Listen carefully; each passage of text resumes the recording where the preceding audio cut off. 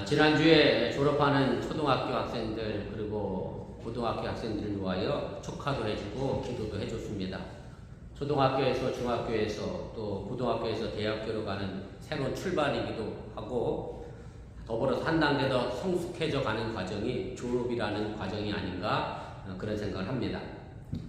에베소서 4장 26절 말씀에 보면 이런 성경 구절이 있습니다. 분을 내어도 죄를 짓지 말라는 말씀인데 이 말씀을 헬라어로 보면 원래 두 개의 명령형으로 되어 있는 그런 구절입니다.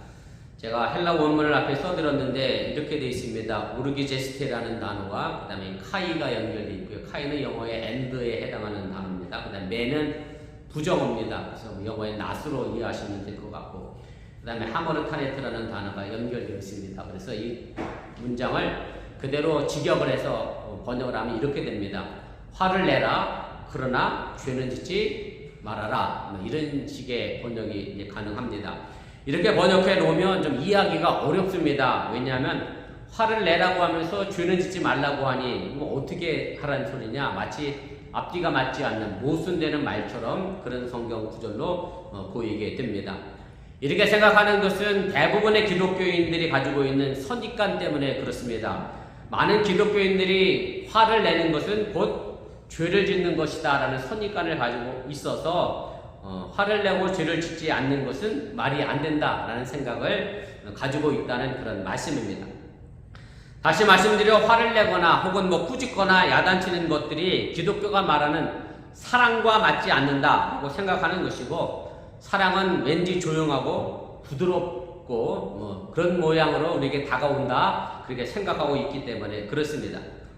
그런데 놀랍게도 복음서를 읽다 보면 예수님께서 대단히 자주 화를 내시고 꾸짖기도 하시고 저주하시기도 하고 심지어는 막 상을 들어 엎으시기도 하고 채찍도 휘두르기시도 하고 아주 폭력적인 난폭한 행동의 모습이 우리에게 보여주고 있습니다. 마치 예수님이 사랑이 없으신 것처럼 그런 생각이 든다는 얘기입니다.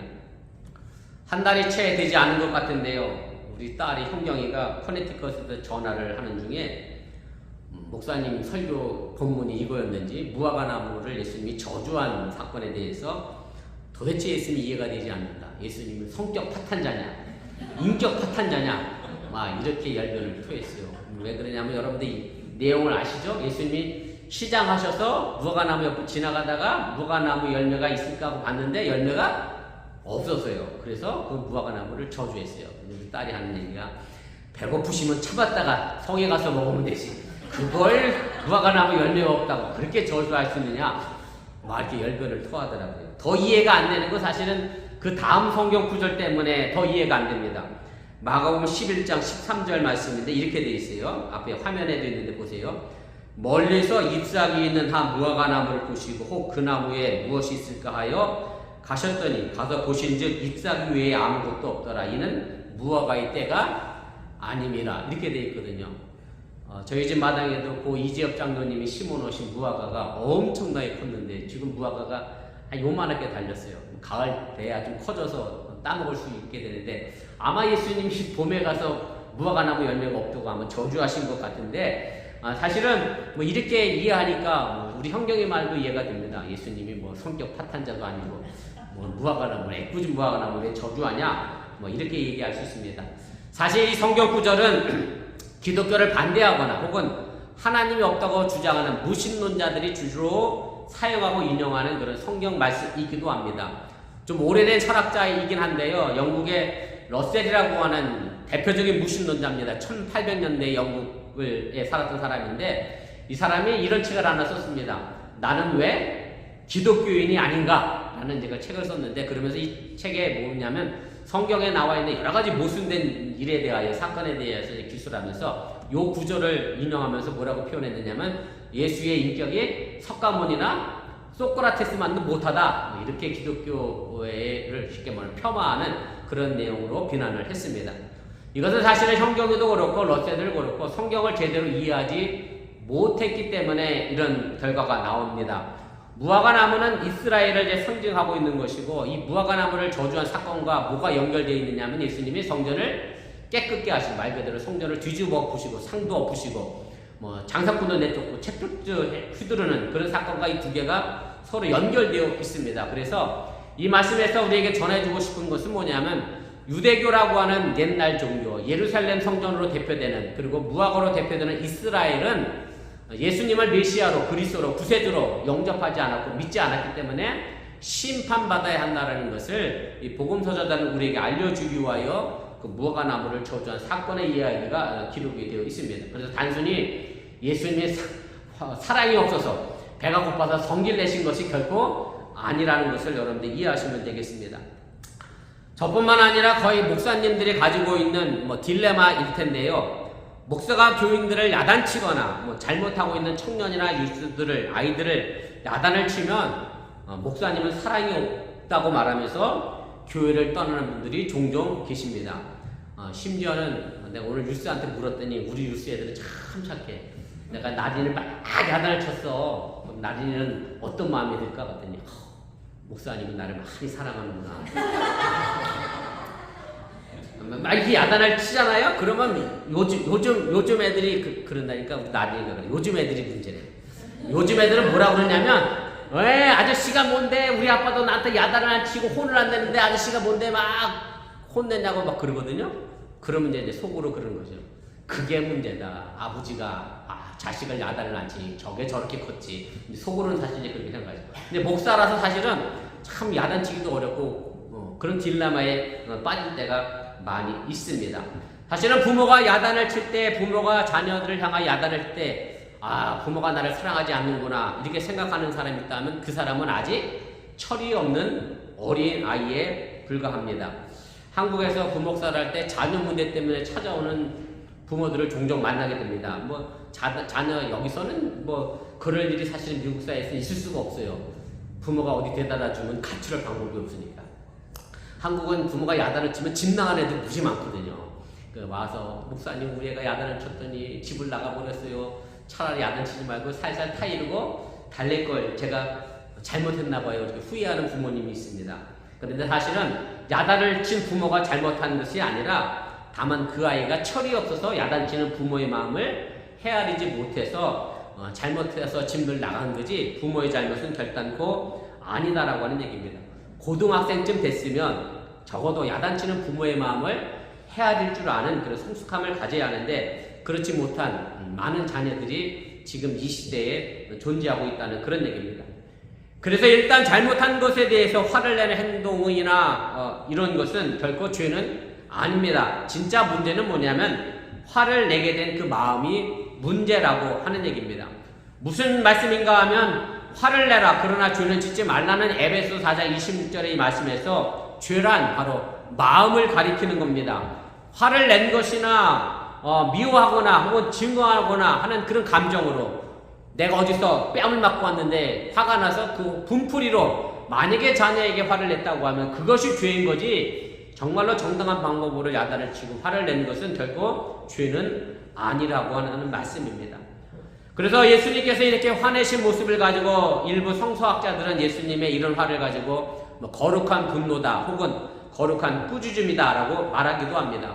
문제는 우리를 향한 예수님의 마음을 제대로 이해하지 못하면 현경이처럼 예수님은 인격 파탄자다 라고 말할 수밖에 없다는 그런 얘기입니다.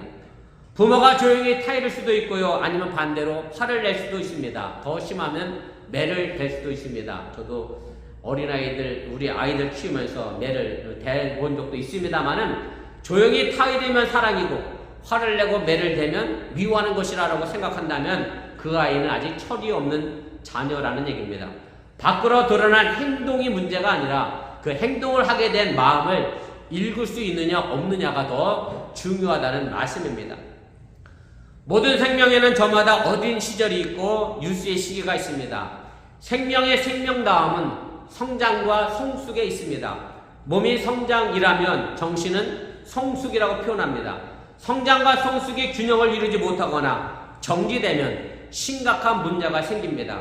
육체의 성장과 더불어서 인격도 인간성도 함께 성장해야 한다는, 성숙해야 한다는 그런 말씀입니다.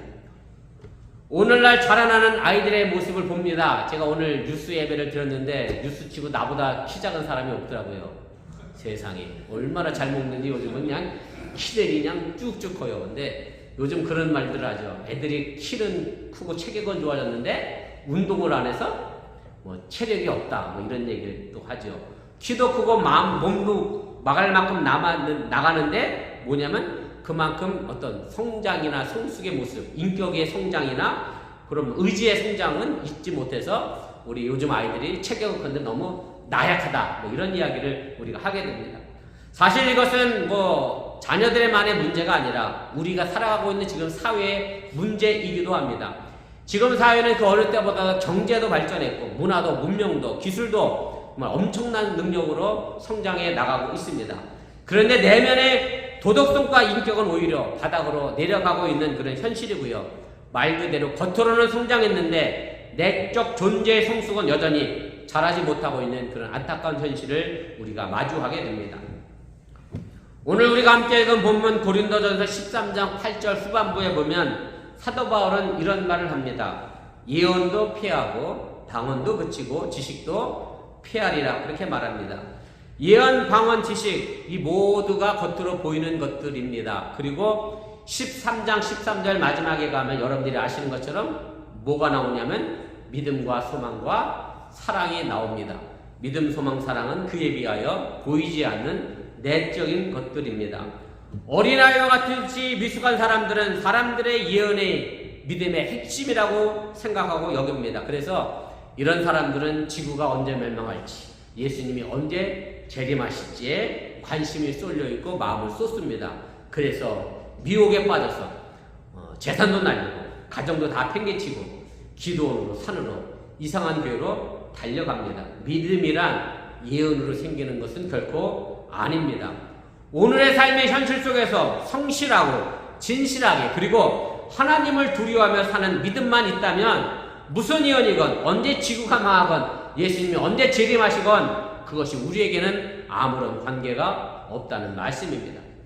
또 미숙한 어린아이의 신앙을 가진 사람은 방언을 과대평가하기도 합니다. 방언을 해야 신앙이 자랐다라고 생각하는 사람들이 있습니다. 방언을 또 성령 받은 확증이라고 생각하는 사람들도 있습니다. 그래서 한국교회 부흥기에 제가 중고등부 시절도 그랬고 아마 대학교 시절도 그랬던 것 같아요.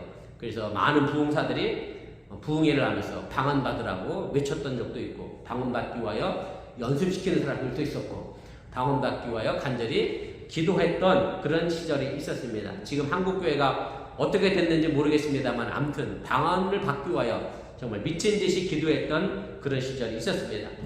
방언은 간절히 바라는 기도 가운데 종종 일어납니다. 내가 하나님을 향하여 뭔가 간절히 원하면 정말로 나도 모르게 알지 못한 언어로 하나님을 향하여 기도하게 됩니다. 그래서 방언은 내가 간절히 원하고 바라는 것의 소망이라고 할 수가 있습니다. 방언에 대해 사도 바울이 고린도전서 14장 2절에 이렇게 말합니다. 방언을 말하는 자는 사람에게 하지 아니하고 하나님께 하나니 이는 알아듣는 자가 없고 영으로 비밀을 말함이라. 방언은 하나님과 영으로 비밀을 말하는 것을 의미합니다. 하나님만 하고 통하는 말이라는 의미입니다. 그래서 다른 사람은 알아듣지 못하고 하나님만 아십니다. 고린도 교회도 이 방언의 문제가 심각했기 때문에 방언의 은사가 최고인 줄 알고 방언하는 사람들이 막 교회 예배 질서를 흔들었기 때문에 사도 바울은 이 방언에 대해 이렇게 이야기합니다. 방언은 결국 하나님께 소망을 두는 간절한 기도의 한 표현입니다. 그런데 방언만이 소망을 갖는 것은 아니기 때문에 외적인 방언에 여러분들이 그렇게 매일 필요는 없다는 말씀입니다.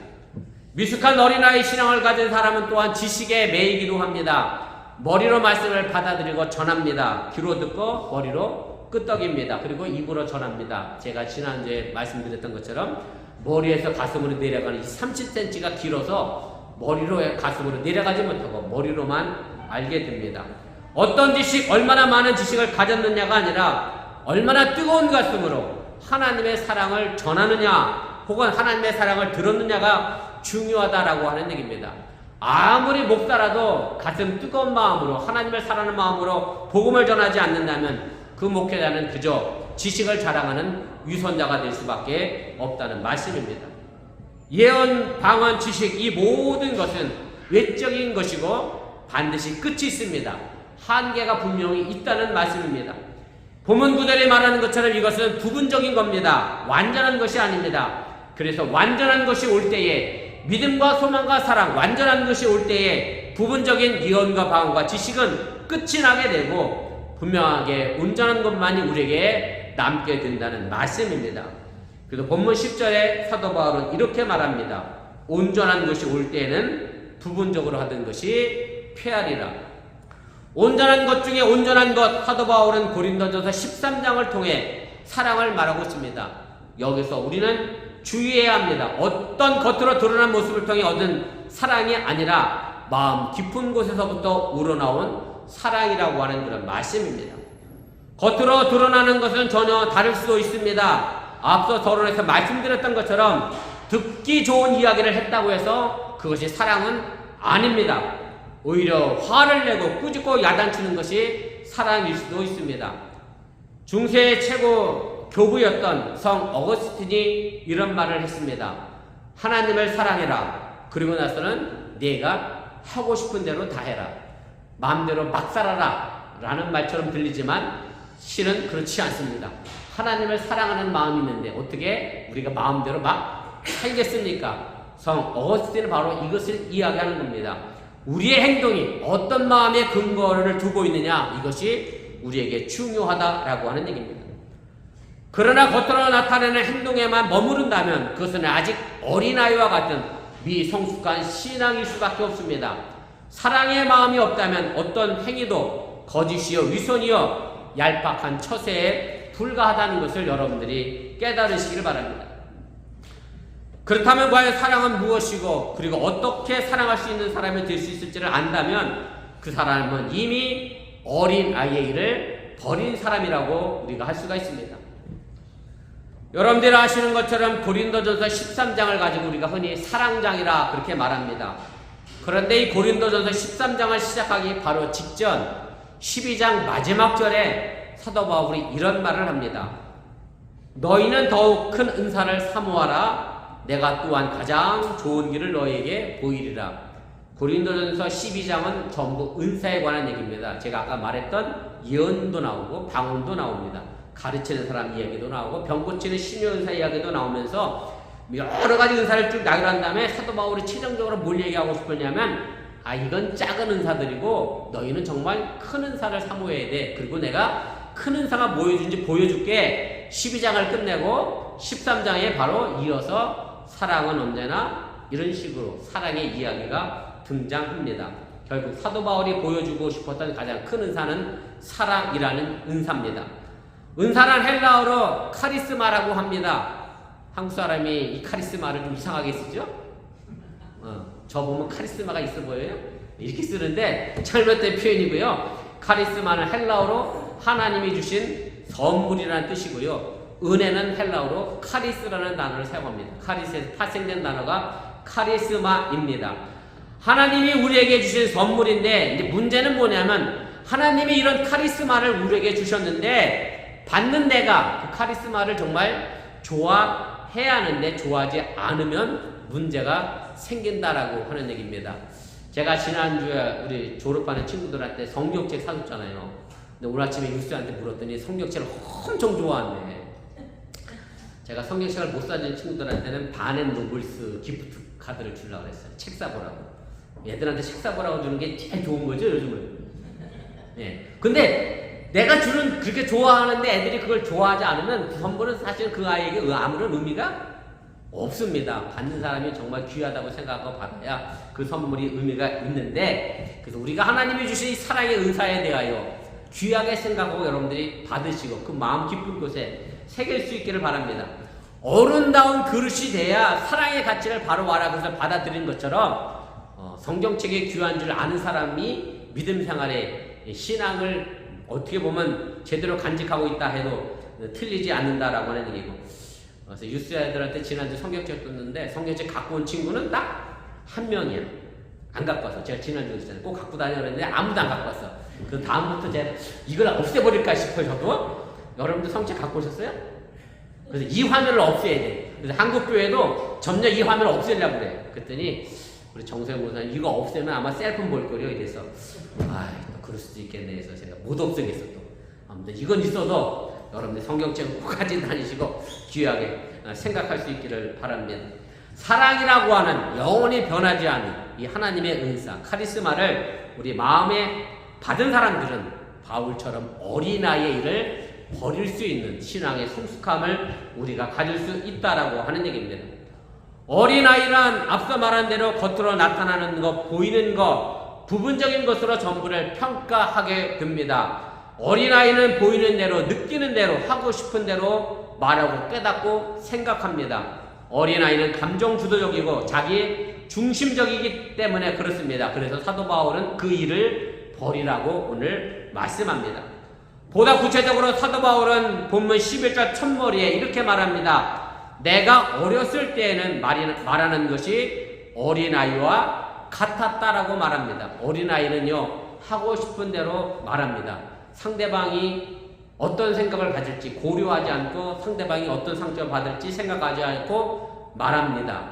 마치 벌거벗은 임금님이 옷 벗고 가니까 뭐 한 것처럼 저 임금 벌거벗었다. 어른이라면 말 못하잖아요. 가끔 애들이 저보고 그럽니다. 목사님은 키가 너무 작아요 얘기합니다. 저가 상처받는 걸 생각 안 하고 직설적으로 말합니다. 목사님 너무 못생겼어요. 이런 얘기는 아직 들어본 적은 없습니다. 아무튼 어린아이는요 자기가 보이는 대로 얘기하지 내가 이 말에서 저 사람이 상처받을까 이런 생각 안 합니다. 그런데 문제는 어른이 돼서도 생각하지 않고 말하는 어른이 가끔 있다는데 문제가 있습니다. 여러분 어린아이처럼 말하는 대로 그대로 이야기하지 마시길 바랍니다. 어떻게 내가 책임질 것인가를 생각할 수 있기를 바랍니다. 두 번째로 사도 바울이 깨닫는 것이 어린아이와 같았다라고 말합니다. 어린아이는 깊이가 없습니다. 본 그대로 깨닫습니다. 본 것이 어린아이에게는 현실입니다. 뭐 쉬운 예를 들면 우리 오늘 로이가 저기 와 있을 텐데 로이가 아빠한테 야단을 맞으면 막 울어요. 그러다가 로이를 웃게 하는 방법은 있습니다. 사탕 하나 주면서 다시 오라 그러면 로이는 금방 웃습니다. 내가 아침에 일부 예배 때 그랬더니 어떤 애가 엄마가 나를 야단치면 나는 주워온 아이인가? 이렇게 생각한대. 그 정도만 생각해도 깊이 생각하는 거야. 로이가 그런 생각 하겠어요? 아빠가 야단 쳤는데 아빠가 나를 주워왔구나. 이렇게 생각 안 한다니까. 나를 미워하는구나 그러지. 또 사탕 주면 나를 좋아하는구나. 그냥 보이는 대로 깨닫고 그렇게 생각을 합니다. 세 번째로 사도 바울은 생각하는 것이 어린아이와 같았다라고 이야기합니다. 어린아이는 자기 중심적으로만 생각합니다. 다른 사람을 고려하지 않는다라고 하는 얘기입니다. 이런 얘기가 있습니다. 그래서 아빠와 어린아이가 저 몽고메리 동물원에 갔어요. 동물원에 갔는데 사자 우리 앞에서 아빠가 어린아이한테 우리 또 현규한테 이렇게 물었대. 현규야 아빠가 저 사자가 뛰어나와서 아빠를 갑자기 물어가면 어떡하지? 그러면 아빠가 원하는 대답은 뭐죠? 아빠 내가 지켜줄게 이걸 기대하고 얘기했더니 그 아이가 그러더래. 아빠 그럼 난 집에 어떻게 가지? 이게 어린아이고요. 생각이 없죠. 아빠의 마음을 이해하지 못합니다. 저도 아직 한 번도 그래 본 적이 없는 것 같은데 어떤 중년 부인이 남편으로부터 생일날 나도 생일날 차 한 번 사주고 싶어. 제가 광인교회 부목 시절에 어디 집에 신방을 갔더니 그 권사님이 그래. 남편이 저기 자기 생일이라고 벤츠를 사줬대. 그래서 내가 그걸 그 얘기를 집사람한테 했더니 난 아직 생일날 뭘 사준 적이 없네. 그러니까. 아무튼 어느 부인이 차를 선물로 받았어. 그런데 며칠이 안 된 사고를 했어요. 우리 임명원 씨 기억날까? 우리 집사람 새 차 끌고 와서 일주일도 안 돼서 누구 차를 받았죠? 임명원 씨 차를 받았거든요. 주차장에서. 저도 안 그랬어. 우리 집사람이 홍홍대고 올라와. 여보 여기서 왜 그랬더니 남의 차 안 받은 게 그래도 감사하지 뭐야. 임집사님 넓은 마음을 받아서. 근데 우리 차가 뭐 찌그러지고 기스가 나고 보험 처리 막 이랬는데 그럼 어떻게 돼? 경찰이 와서 뭐 보험증도 필요하고 등록증도 필요하고 그러니까 이제 주섬주섬 콘솔 박스를 열어서 이제 이렇게 경찰에게 주려고 내놓는데 노란 봉투 안에 남편이 보다 이렇게 다 담아놨다는 거야. 보험증이고 자동차 등록증이고 사고 났을 대비해서. 그러면서 이런 글이 써 있었대요. 우리 남자들이 다 이렇게 살아. 내가 이병곤 씨한테 물었더니 이병곤 씨한테 이렇게 사신대. 만일에 사고가 나거든 여보 이것을 잊지 마시오. 꼭 기억해야 할 것은 이것이요. 내가 사랑하는 것은 자동차가 아니라 당신 자신이라는 것을. 우리 남자들 다 이러죠? 부인이 차 사고 내도 앞범퍼가 다 깨졌어도 노발되지 않고 눈을 어디다 두고 운전하는 거냐? 이 정도의 성숙함은 우리에게 있어야 정말 어린아이를 버렸다라고 우리가 생각할 수 있습니다. 근데 사실은 내가 나 자신을 잘 모릅니다. 내가 얼마나 유치하고 내가 얼마나 어리석고 내가 얼마나 무지한지, 내가 신앙생활 하면서도 내가 하나님의 말씀대로 얼마나 살지 못하는지 마치 자기는 잘하는 것 같지만 사실은 잘 모릅니다. 그래서 우리 사도 바울은 거울을 보는 것 같이 뭐하다 그랬어요? 희미하게 나를 볼 수밖에 없다고 그랬습니다. 그러나 부분적인 것이 사라지게 되면 온전하게 될 것이 되는데 12절 후반부에 보면 사도 바울이 이렇게 말합니다. 주께서 나를 아신 것 같이 내가 온전히 알리라. 예수님만이 나를 아십니다. 내 어리석음을 아시고 내 유치함을 아시고 내 무지함을 아시고 내 잘못된 길을 걸어가고 있음을 예수님만이 아신다라고 하는 얘기입니다. 우리의 삶 속에서 육신에 눌러보는 현실로만 내가 판단하고 생각하는 것이 아니라 하나님의 마음과 사랑을 가지고 판단하시고 현실의 거울은 어차피 희미합니다. 온전한 것이 올 때에 예수님의 마음과 사랑을 가지고 여러분들이 이 세상을 바라볼 수 있기를 바랍니다. 우리가 현실에서 희미한 거울로 우리의 삶을 살아가게 되면 고난을 만나면 무조건 원망을 합니다. 함부로 말하고 유치하게 깨닫고 어리석게 생각합니다. 그러나 주님의 거울로 나를 비춰보면 그 고난 속에서도 하나님이 왜 나를 사랑하신지의 그 의미를 깨달아 알게 되고 나를 어떻게 이끌어 가신지, 나를 어떻게 연단하여 나오게 하실 것인지를 알고 깨닫게 된다는 그런 말씀입니다. 믿음은 멈춰져 있는 것이 아니라 성장하고 성숙해 가는 겁니다. 오늘 속회 교환을 제가 가르치겠습니다만은 6월 속회 교환 제목은 성장입니다. 여러분들이 성장해 가시길 바랍니다. 성숙해 가시길 바랍니다. 어린아이를 버리시고 유치하고 조잡하고 감정적이고 즉흥적이고 자기 중심적인 신앙생활의 모습을 버리시고 서로의 마음을 주 안에서 헤아리며 영원토록 변하지 않는 사랑으로 더 성숙한 성도가 될 수 있기를 주님의 이름으로 간절히 축원을 드립니다.